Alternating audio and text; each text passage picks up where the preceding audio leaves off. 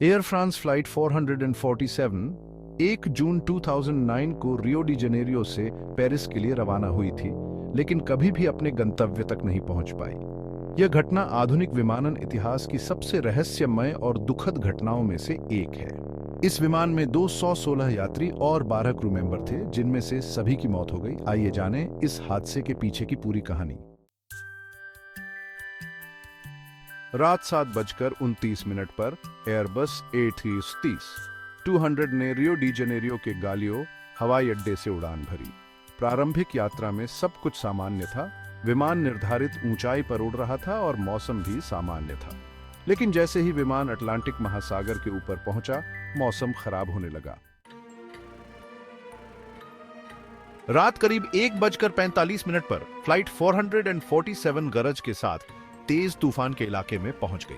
उस समय विमान ऑटो पायलट पर था, लेकिन अचानक विमान के कई महत्वपूर्ण उपकरणों में खराबी आ गई। पायलट्स को समझ में नहीं आ रहा था कि विमान किस स्थिति में है।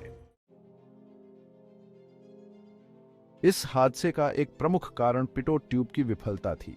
पिटोट ट्यूब विमान की गति मापने का काम करती है, लेकिन तूफान में बर्फ जमने के कारण ये ट्यूब बंद हो गए। इससे विमान की स्पीड की गलत जानकारी मिलने लगी, जिससे ऑटो पायलट सिस्टम ने काम करना बंद कर दिया और विमान मैनुअल मोड में चला गया। जब ऑटो पायलट बंद हुआ तो सह पायलट्स ने विमान को संभालने की कोशिश की, लेकिन विमान की गति और ऊंचाई को लेकर भ्रमित होने के कारण उन्होंने कुछ गलत फैसले लिए।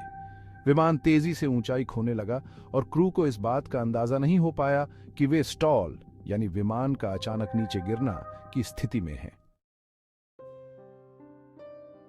लगभग 3 मिनट के भीतर फ्लाइट 447 तेजी से समुद्र की ओर गिरने लगी।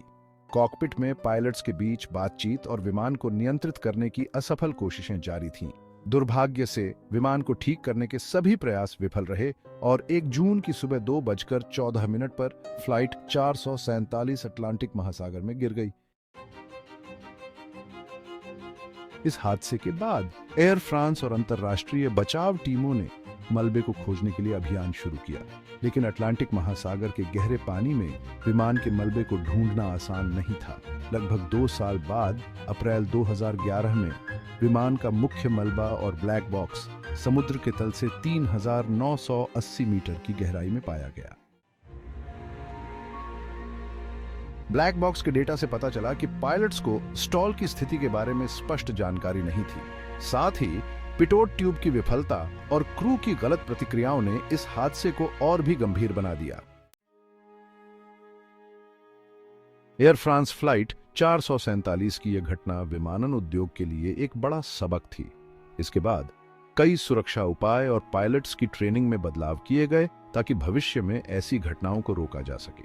यह हादसा इस बात की याद दिलाता है कि उन्नत तकनीक और अनुभव के बावजूद मानव गलतियों और तकनीकी विफलताओं का खतरा हमेशा बना रहता है।